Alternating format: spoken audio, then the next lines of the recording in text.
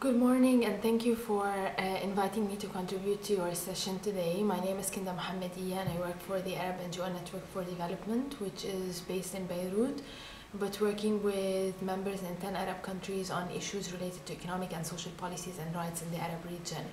It is very important to discuss what economic partnerships and investments with the Arab region in the upcoming period, because especially because the revolutions in the Arab region in Tunisia, Egypt and other Arab countries have upheld, along with political demands for change in the economic and social models that have been established under the previous regimes. And there is a lot of questions today on what kind of economic partnerships and investments we need in the upcoming period. The revolutions indeed aim at unveiling the kind of economic expropriation and economic oppression that was happening under the previous regimes. And in this sense, we can see that one of the tools that was used by the previous regimes was a lot of borrowing internally and externally from external sources in order to finance the kind of economic models that were established by the regimes to serve the few. And the borrowing that happened have resulted in high amounts of debts that are burdening the peoples of the Arab countries today, and that peoples are paying from their own pockets. This indeed is resulting today in a situation where the debt servicing is becoming one of the highest amounts of public expenditure that the governments have to undertake today. And this is indeed money that is being channeled away from development objectives and from serving the people's rights in order to service the kind of borrowing that has happened. For example, if we look at Egypt today, we can see that the government is paying around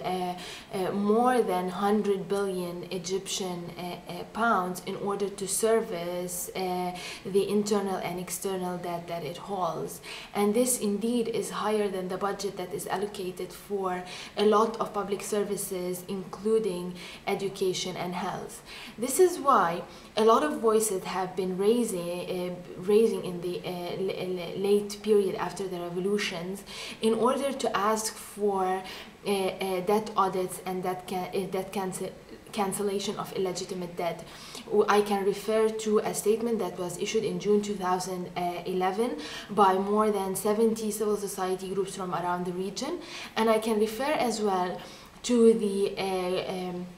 campaign, the popular campaign for dropping the Egypt's debt, which was announced a couple of weeks ago. And yesterday was the global day for canceling Egypt's debt, which was upheld in several capitals around the world, including Cairo. And this campaign, the popular campaign to drop Egypt's debt, is calling for debt audits for Egypt's debt and identification of the illegitimate debt that resulted from the self-centered, undemocratic decisions of the previous regime. It is calling for cancellation of the illegitimate debt, and it is calling for an independent national commission to undertake such audits and to identify what kind of added value, if any, has accrued to the people out of this kind of borrowing. In addition, another demand is to